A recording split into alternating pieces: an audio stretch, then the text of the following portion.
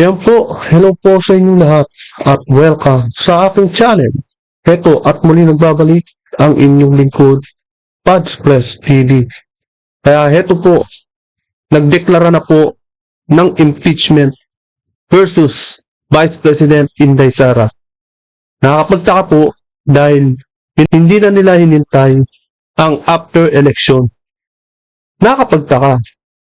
Ngayon sa Senado ay relax lang sila. Tahimik lang. Tignan natin ang desisyon ng Senado. Kaya panoorin po natin ang video ito. Mr. President, before we adjourn, may I remind our colleagues that there is a standing resolution, resolution number 21, entitled Resolution Authorizing All Regular Standing Committees, Oversight Committees, and Special Committees of the Senate to conduct hearing, meetings, and consultations during every recess of the Senate to have continuity in the process of passing pending proposed legislations and to conduct investigations on issues of national interest to aid in crafting relevant legislation. At this juncture, Mr. President, I move that we adjourn the session until 3 o'clock in the afternoon of Monday, June 2, 2025. So move, Mr. President. Ayan po. Diba? Nung magdeklara ang Kongreso ng impeachment laban kay Inday Sara, at eto nagdeklara rin sila na adjourn ang Senado. Pagdiliban nila ng mga dyan sa plenary at magbabakasyon ang Senado, mawawala po sila.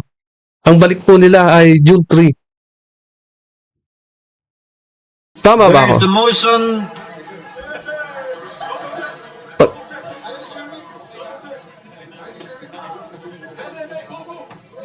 Ito po, balikan muna natin. Taglit. Yan. Mr. President. There is a motion. Yan. 3 o'clock in the afternoon of Monday, June No, June, tama. this Ayan po. juncture, Mr. President. Ang balik I nila, move that we adjourn the session until Kailan? 3 o'clock in the afternoon of Monday, 3 o'clock? June 2, 2025. So move, Mr. President. yun. Yan po, malinaw. Ang balik po nila ay June 2, 3 o'clock p.m. Ang layo po. Yan po yung after na ng eleksyon. Talagang pumukus po sila sa bakasyon nila na after ng eleksyon. Hindi natin alam kung mababago ang rules ng Senado pagdating dyan sa adjourn. Dahil ang Kongreso, binago nila ang schedule nila. Ano ba ang magiging rules nila dyan sa impeachment? Kaya ito po, panoorin po natin ang video na kung saan na-interview yung dalawa, si Senador Pimentel at si Senador Villanueva.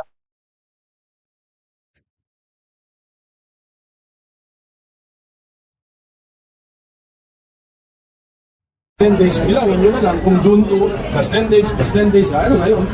August na siguro yun, di ba? At medyo slow mo po siya. Meron kaming June 30, 12 noon kami.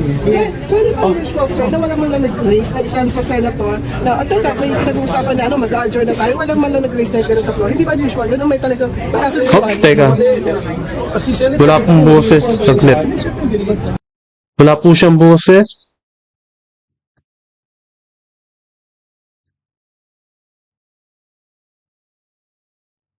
Ito.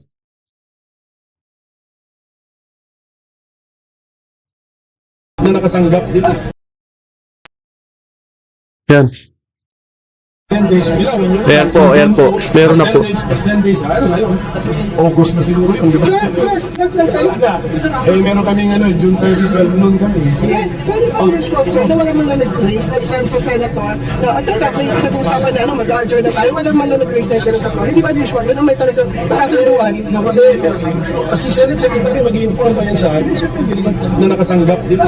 Di ba sa communication from the ganun-ganun, bakit rin ang report? Pero pero sir, the fact na wala kang reporting na nangyaring gano'n, wala man lang na isang na-curious sa application. Meron naman talaga time lag sa mga kilos dito. Di ba? May time lag. When you receive it, alam takbo ka mag-agad to report. May time lag talaga. Pero sir, pwede isingit lang sa agenda.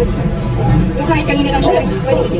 Pero judgment po na yun ang leadership ng Senado. So, it's only the SP or the Senate Secretary who can give us the sequence of events. Pero sa akin, hindi unusual. Every time that when you receive something, hindi ka naman tatakbo immediately sa plenary to report na receive something. Gagawa ka pa ng mga formal What's the sentiment po, the prevailing sentiment among senators with respect to the fact that it's not good to last during the session and a few hours before? medyo hindi naman pinag-usapan. Sir, signal ba yun na hindi priority? Hindi, priority yung impeachment, pero syempre, you cannot make it parang masyado, you cannot appear to be too excited. You're a court. You're a court. You should not show any excitement or any emotion. Or, normal lang tayo. Normal lang. Relax lang. Di ba? Tama yun. Relax lang. Tama, di ba? Eh, problema kung mamadaliin sila, may mga, ano pa yan may mga gagawin pang ibang bagay na paghahandaan tungkol dyan sa impeachment. Gaul na ho sa oras Diba? Imagine, nag-i-impeach ka, kumakandidato ka pa, puyat ka pa, di ba? Yung mga kasama nilang mga re-elect na senador, kumakandidato, di puyat yan. Kung saan-saan ang lugar nangangampanya yung mga yan, isasabay mo pa impeachment, di ba? Ano priority? Kaya nga sila nag-declare ng adjourn para mag-relax na at mangampanya na yung mga kasama nila. Bibigyan nila ng daan ang mga kasama nila para mangampanya. Ngayon, isisingit mo impeachment, ang mangyayari? Ito ba tuloy natin? Against SB. Hindi na rin ikaw yung Wala rin ako narinig.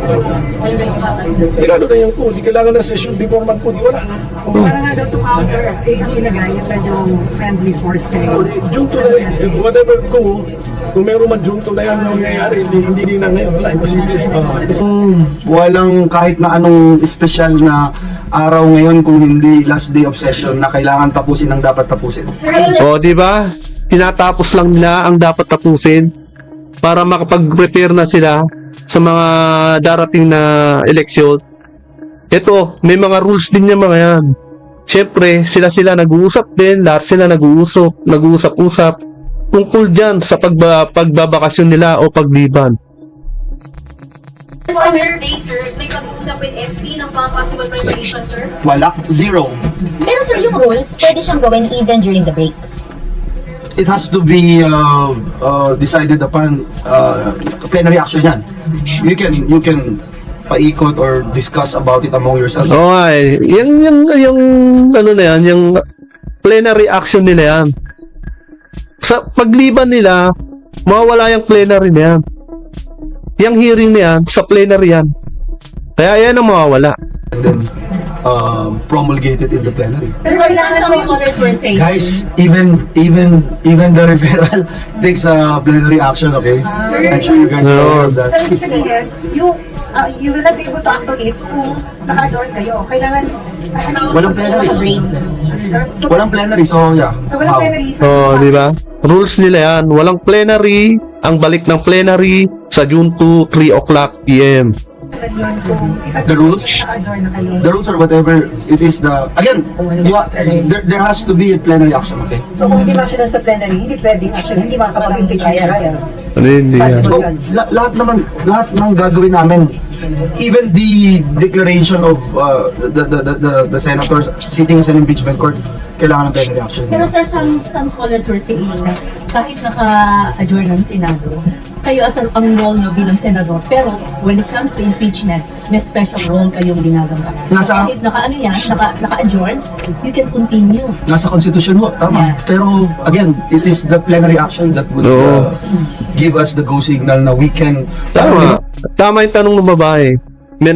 Habang naka-adjourn ay may continue pa rin yung action. Pero sa adjourn, hindi continue ang plenary yun. Plenary ang cut, pero ibang sa labas na ng plenary ang gagawin. Halimbawa, yung session, conference, pwede yun. Pagka nagbe-break tayo, kahit committee hearings lang, kailangan kailangan banggitin mo doon sa plenaryo na ito ay ino-authorize ng bawat miyembro. So, pwedeng mag- Kaya tama po. Yan po yung paliwanag nila.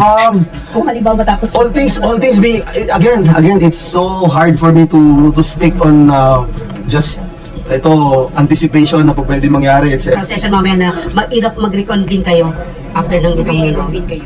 Kailangan may mag-move na mag-reconvene kayo. If it is filed and it is in the reference of business na sa agenda, automatic naman yun, di ba, na babasahin. Yes, sir. So, automatic din yun na i-refer.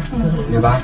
And then if it is referred to a particular committee, the committee chair would act, whether it's rules or committee of justice, etc. You know? And there will be a motion. Siyempre, na pero yan, ang haba ng, tignan nyo ha, kung magmo-motion, kunyari si RG na i-convene kami as a court, pwede kong tanongin, RG, meron na ba tayo rules? How do you decide on quorum? Meron ba? Wala ata eh. Pagka disposition of motions, yung mga yan. To talk about it, di ba? Again, ang hirap na anticipate na meron tayong schedule today, may agenda tayo today, may mga ipapasa kaming third reading Haba today. yung agenda nyo today, sir? Yung third reading, madami. In short, hinagaya today. Hindi ko masasabi, I'm not the entire Senate. Assessment. Kaya kami dito, ayaw namin sirain yung pag-iisip namin sa aming focus ngayon kung ano yung nasa agenda namin. And we are not going to anticipate anything na baka bumagsak ang buwan mamaya or mabiyak yung lupa at saan tayo pupunta, saan iba. Di ba tama yung sinasabi ni Senador Villanueva? Ayaw nila masira ang pag-iisip nila. Samantalang sa Kongreso, ang lalim na ng iniisip nila dahil meron silang dapat resolbahin. Di ba? Kaya isip nila ng isip hanggang sa yung isip nila tumama na sa buwan na yan. Evacuation center.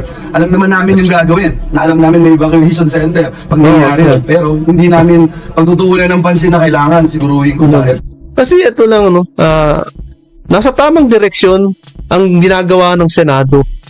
Kasi tamang-tama ang mga timing nila. Focus sila sa ginagawa nila.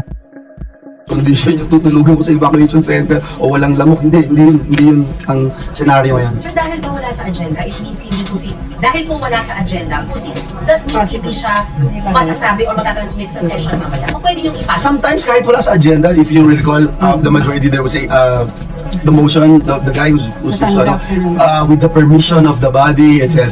Diba? Kasi wala nga. Because at any point in time, pag may tinakal ka sa floor, diba, na wala sa agenda, you can raise a point of order anytime.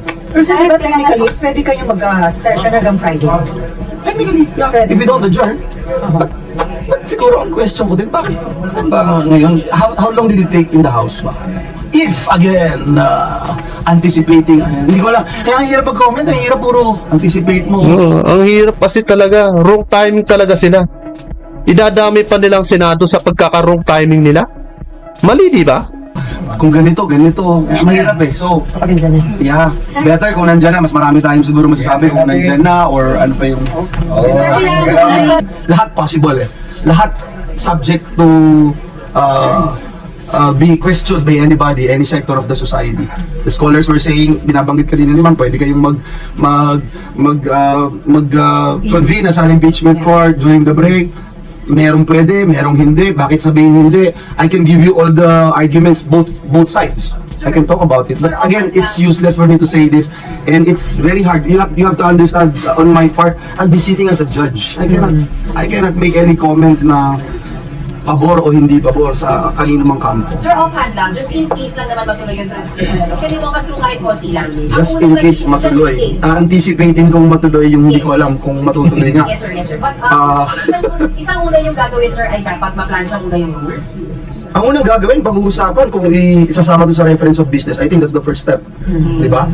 Pero sir, ano po general sentiments ng... I cannot speak for my colleagues. And again, if it is impeachment, as much as possible, Talagang tatat-natat yung mga mainstream media, di ba? Pinipilit talaga nila, pinipigana talaga nila ng tanong si Senador Villanueva eh. we don't want to talk about it. Pero sir, Especially anticipating whatever scenarios, no? And you can only convene the impeachment court if ma-refer nyo mamaya sa, ma-refer sa session, sa plenary. Sa yung plenary actions, sir. Sige na, pagbibigyan ko kayo, ha? Final, tinala. Nasa Ayan, agenda ba ngayon? pinansin. Wala. Ilalagay ba Ilang oras yan? sa Ano? reference of business o hindi? Pag nalagay sa reference of business, another step, babasahin ba? Pag binasa ba, saan dadalhin? Ni-refer ba? Saan ni-refer? Di ba ganun yung process? Process. Yeah, Parang kaya niyo ako tinatanong dahil PhD na ako sa impeachment when I was in the House. Process, iba yun. Iba yung sa House, iba yung rules ng House, iba yung sa Senate, di ba? And when you look at the rules in the Senate, napakagandang topic yan kasi masalimuot yan, mahaba yan, iba yan. You're sitting as an impeachment court if ever it is going to happen, diba? So, mahaba yan. Tinitignan ko kanina yung rules. Parang form lang yung nandun, ha? Walang laman whatsoever. Remember nung time ni Senator Pimentel, di ba sinabi niya, nag-hearing tayo dito as an impeachment court. Hindi pa pala kompleto itong rules natin, ang daming kulang. Pero hindi ba magiging guide yung naging experience in the corona trial? It's some sort of a guide, precedents, etc. But again, mahirap mag-isip ng ganyan kung Eh, yung tinatanong niya na kay Justice Corona marami rin sablay doon Ba't yun ang gagayahin nila? Ang dami rin mali doon. Panahon pa ng dilawan yun. hindi naman natin parang pinangunahan natin yung events na possible na mangyari. Ang sinasabi ko lang is that itong mga nakaraan and in history, even the rules ng impeachment, kailangan balangkasin ng mabuti. So, sir, kailangan ika-craft ba yung rules specific for these? Did you see the rules?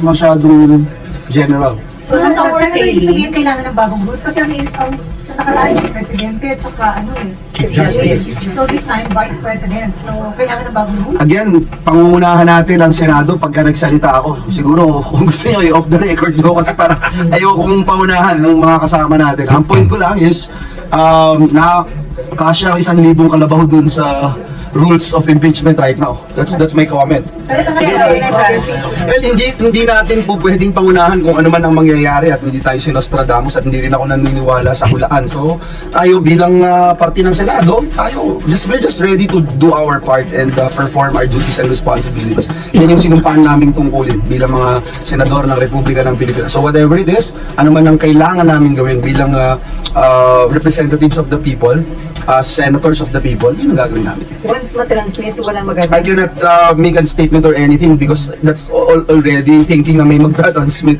di ba? Hindi natin pwedeng, not even to anticipate na may mag-anos. Dapat alam mo yun, when you took your oath as a member of the Senate, alam mo yun, that if ever this happens, you will be sitting as a member of the jury. You will be part of the impeachment court. Alam mo yun. So, it's just there.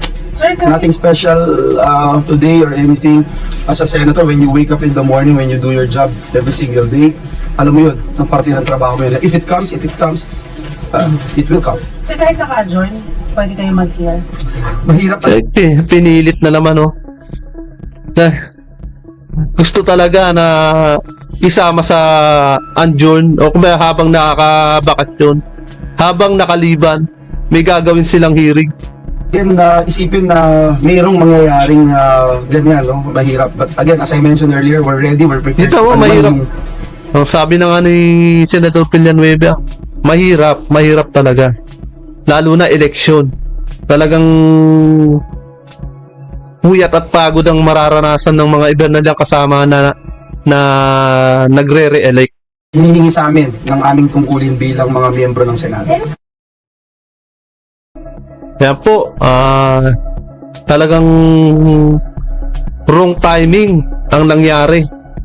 Sabay pa silang nagdeklara ng impeachment at nagdeklara ng adjourn.